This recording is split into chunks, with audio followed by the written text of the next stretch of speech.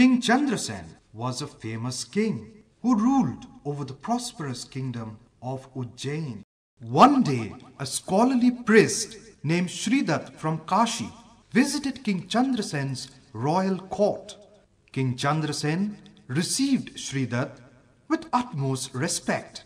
He offered him a grand lunch.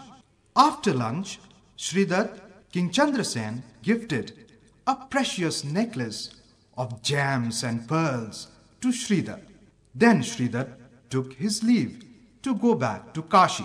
As he was walking through the forest, a dacoit saw Shridat. At once, the dacoit desired to get the precious necklace for himself.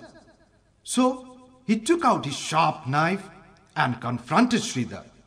After a few minutes' struggle, Shridat was stabbed to death by the dacoit, and the dacoit took the beautiful necklace. By chance, some of King Chandrasen's spies were roaming around the forest. They saw the dacoit stabbing Shridat. They rushed and caught the dacoit red-handed. Take this dacoit and behead him immediately. He has killed a great scholar and a dear friend, Shridat. No one can take his place in my life.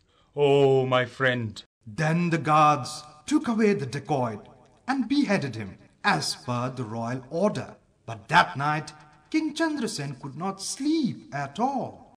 I have lost Shridat, whom I had started liking a lot. He had a treasure of knowledge. He has died because of me.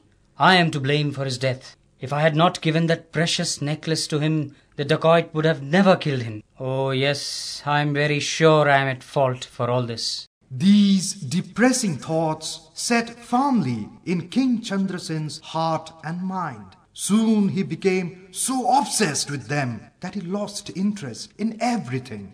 He kept blaming himself for Shridat's death and stopped eating, drinking or sleeping at proper times. All this took its toll and soon he fell very ill. One day, a scholar visited the royal temple of Ujjain. Everyone had heard of him, and he was a great Vaidya and philosopher too. The queen and the ministers went to him and told him all about King Chandrasen. At this, the scholar went to meet King Chandrasen in his royal bed chamber. Your Majesty, I have come to know what is ailing you. I think you should stop thinking that you caused Shridat's death. You are a Kshatriya, a warrior who had fought and killed many people in the battlefield, but you never regretted their death, did you? Will you feel better if I use my powers to bring Shridat to life? Holy sir, can you put life back into the dacoit too? I'd be highly obliged if you do so. No, son, I cannot do so. I have only the limited source of power, so I can bring back to life only one of them. If that is the case, it would be better if Shridat is not brought back to life. Now tell me, oh just Vikram, wasn't King Chandrasen behaving a bit odd? Why did he refuse for Shridat's revival to life? He could have felt better if Shridat was alive due to the scholar's powers. And why did King Chandrasen ask the dacoit to be brought back to life? Answer me, King Vikram, but remember, I know it well that you know the right answer to my questions. If you'll give the right answers to my questions, I will fly back to my banyan tree.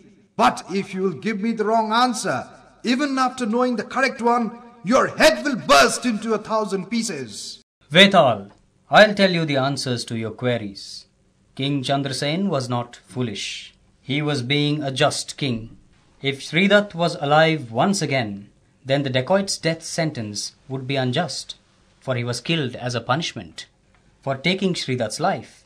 And if King Chandrasen asked the scholar to use his powers to bring Shridat to life, then after this, the scholar would lose all his powers, for this task is of utmost hardship for any scholar to perform.